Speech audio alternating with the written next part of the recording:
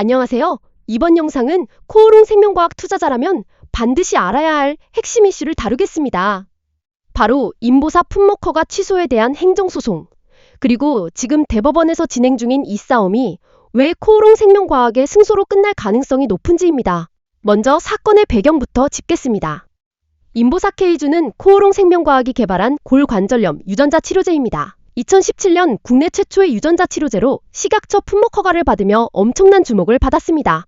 그런데 2019년 충격적인 사실이 드러납니다. 인보사의 이액 성분이 허가 신청 당시 제출한 자료에는 영골 유래세포라고 기재되어 있었는데 실제로는 신장 유래세포였다는 것입니다. 이 사실이 밝혀지자 식약처는 즉각 행동에 나섰습니다. 인보사의 품목 허가를 전면 취소한 것입니다. 허가받은 성분과 실제 성분이 다르다는 이유였습니다. 코오롱 생명과학은 즉각 해명했습니다. 우리도 몰랐습니다. 세포 보관 과정에서 오래전부터 착오가 생긴 것으로 추정되며 고의로 성분을 바꾸거나 은폐한 것이 절대 아닙니다. 그러나 식약처는 고의냐 착오냐를 따지지 않고 품목 허가를 취소했습니다. 코오롱 생명과학은 이에 불복해 행정소송을 제기했고 1심과 2심 모두 패소했습니다. 그리고 지금 대법원에서 최종 판결을 기다리고 있습니다. 1심과 2심 법원은 왜 코오롱 생명과학의 주장을 받아들이지 않았을까요? 법원이 제시한 논거는 크게 세 가지였습니다. 첫째, 약사법상 품목 허가 취소 요건에 고의성은 필요하지 않다는 것입니다. 허가서에 사실과 다른 내용이 기재된 것 자체가 취소 사유라는 논리입니다. 둘째, 처분 당시를 기준으로 적법성을 판단해야 한다는 것입니다. 2019년 당시 신장 유래세포의 안전성이 확인되지 않았으므로 국민 보건보호를 위한 즉각 허가 취소가 적법하다고 봤습니다. 셋째, 비례 원칙을 위반하지 않았다는 것입니다. 성분 자체가 허가 내용과 달라 시정이 불가능하고 종양 유발 가능성이 제기된 세포가 포함된 의약품을 즉각 취소한 것은 국민보건이라는 공익에 비추어 적절한 처분이라고 판단했습니다. 언뜻 보면 그럴듯한 논리입니다. 허가서가 틀렸으면 취소한다. 명확하고 간단합니다. 하지만 저는 이 판단에 결정적인 문제가 있다고 생각합니다. 여기서 잠깐 우리가 살면서 당연하게 받아들이는 상식을 생각해 보겠습니다. 형법에서 살인죄와 과실치사죄는 완전히 다릅니다. 고의로 사람을 죽이면 사형, 무기징역, 최소 5년 이상의 중형을 받습니다. 하지만 고의 없이 사고로 사람이 죽게 되면 2년 이하의 금고형으로 처벌이 크게 낮아집니다. 같은 결과, 즉 사람이 죽었다는 사실은 동일한데 처벌의 강도가 왜 이렇게 다를까요? 고의가 없으면 죄질이 그만큼 가볍기 때문입니다. 회사 내 징계도 마찬가지입니다. 직원이 고의로 회사 돈을 횡령하면 해고입니다. 하지만 실수로 장부를 잘못 기재했다면 경고나 감봉으로 끝납니다. 고의냐 실수냐에 따라 처분의 강도가 완전히 달라집니다.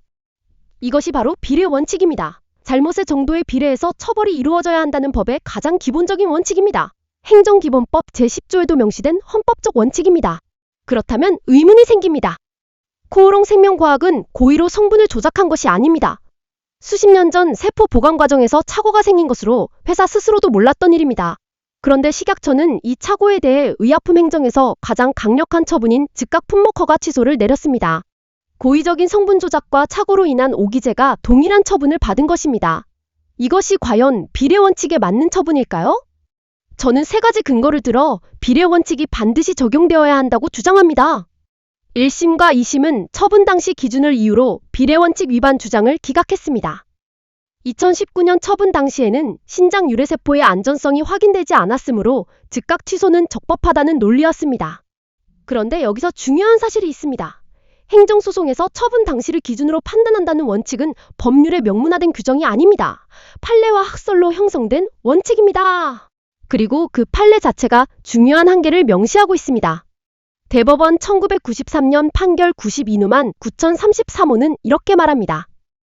처분 시 기준이라는 의미는 처분 후 법령의 개폐나 사실 상태의 변동에 영향을 받지 않는다는 뜻이지 처분 당시 행정청에 제출되었던 자료만으로 위법 여부를 판단한다는 의미는 아니다.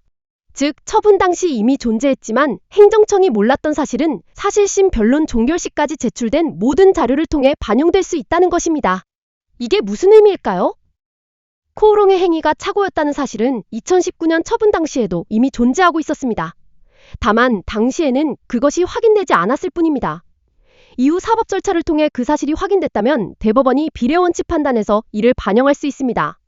2026년 2월 결정적인 사건이 일어났습니다. 이웅열 코오롱그룹 명예회장과 경영진에 대한 형사소송에서 무죄가 최종 확정됐습니다. 검찰은 항소심 무죄 판결에 상고조차 포기했습니다. 형사법원이 확인한 사실은 명확합니다. 코오롱은 고의로 성분을 조작하지 않았다. 세포기원에 대한 착오였다. 식약처에 허위 자료를 제출할 동기도 없었다. 형사소송과 행정소송은 별개의 소송입니다. 하지만 형사무죄 확정이 행정처분의 비례성 판단에 영향을 미치지 않는다고 볼 수 있을까요? 비례 원칙의 핵심은 잘못의 정도에 비례한 처분입니다. 형사법원이 고의가 없었다고 확정한 이상 행정처분에서도 고의와 착오를 동일하게 취급하는 것은 비례 원칙에 맞지 않습니다. 살인과 과실치사를 같은 형량으로 처벌하지 않는 이유와 정확히 같은 논리입니다. 약사법상 품목 허가 취소는 식약처의 재량입니다. 법조문을 보면 취소할 수 있다이지 반드시 취소해야 한다가 아닙니다. 재량권을 행사할 때는 다음을 고려했어야 합니다. 첫째, 고의성 여부. 둘째, 실제 피해 여부. 셋째, 더 낮은 수준의 처분 가능성. 예를 들어 시정명령이나 판매 일시 중단 같은 조치입니다.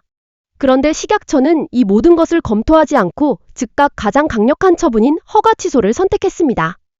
미국 FDA의 사례를 보겠습니다. 졸겐스마 사태에서 FDA는 임상 데이터 조작 의혹이 제기됐음에도 즉각 허가 취소 대신 조건부 허가 유지를 선택했습니다. 고의성이 의심되는 상황에서도요. 코오롱 인보사는 고의조차 없었던 착오입니다. 그런데 한국 식약처는 FDA보다 훨씬 강한 처분을 내렸습니다. 이는 재량권 일탈 남용에 해당할 수 있습니다. 자, 이제 가장 결정적인 부분입니다. 형사소송에서 새로운 증거가 나오면 대법원은 1심, 2심의 판결을 뒤집을 수 있습니다. 유죄 판결을 받았어도 무죄를 입증하는 새 증거가 나오면 판결이 바뀌는 것처럼 말이죠. 행정소송에서도 같은 논리가 적용됩니다. 1심과 2심이 코오롱의 손을 들어주지 않은 결정적 근거는 두 가지였습니다.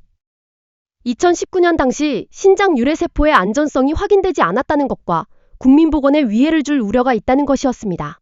그런데 지금은 어떻습니까?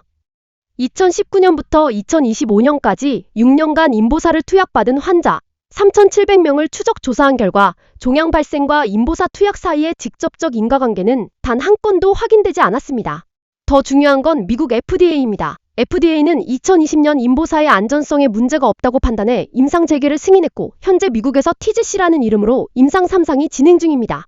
세계에서 가장 엄격한 의약품 규제기관인 FDA가 안전하다고 승인한 약을 한국 법원이 여전히 국민보건에 위해를 줄 우려가 있다고 판단할 수 있을까요? 이 FDA 임상재개 승인과 6년간의 추적조사 결과는 1심과 2심 패소의 핵심 근거를 정면으로 뒤집는 명확한 증거입니다. 대법원이 이 사실을 외면하기는 매우 어렵습니다. 마지막으로 가장 중요한 포인트입니다. 대법원에는 심리불속행 제도라는 것이 있습니다. 상고 기록을 받은 날로부터 4개월 이내에 법리적으로 검토할 가치가 없는 사건을 걸러내는 제도입니다. 행정소송에서 상고된 사건의 무려 75%가 이 4개월 안에 심리불속행으로 기각됩니다. 이유도 제대로 알려주지 않고 바로 기각하는 겁니다. 그런데 코오롱 생명과학 사건은 이 4개월이 지났습니다. 이게 무슨 의미일까요? 대법원이 이 사건은 법리적으로 충분히 검토할 가치가 있다고 판단한 것입니다. 75%가 걸러지는 관문을 통과한 겁니다. 코오롱이 주장하는 비례원칙, 착오 법리, 재량권 일탈이 대법원 수준에서 진지하게 검토되고 있다는 신호입니다. 심리불속행 기간 도과는 승소를 보장하지는 않습니다. 하지만 이제 대법원은 반드시 본안 판결을 선고해야 합니다. 그리고 본안 심리에 들어간 사건의 파기 비율은 심리불속행 단계와 비교할 수 없을 만큼 높습니다. 정리하겠습니다. 코오롱 생명과학 대법원 행정소송, 승소 가능성이 높은 이유 4가지입니다. 첫째, 비례원칙은 처분 당시만이 기준이 아닙니다. 대법원 판례가 이를 뒷받침합니다. 둘째, 형사무죄 확정으로 착오가 사법적으로 확인됐습니다. 고의와 착오를 동일하게 취급한 처분은 비례원칙에 맞지 않습니다. 셋째, FDA 임상재개 승인과 3,700명 추적조사 결과가 1, 2심 패소의 핵심 근거를 뒤집는 명확한 증거로 작동합니다. 넷째, 심리불속행 기간이 도과했습니다. 대법원이 이 사건을 법리적으로 검토할 가치가 있다고 판단한 것입니다. 지금 시장은 이 소송의 의미를 충분히 반영하지 못하고 있다고 생각합니다. 오늘 영상이 도움이 되셨다면 좋아요와 구독 부탁드립니다. 감사합니다.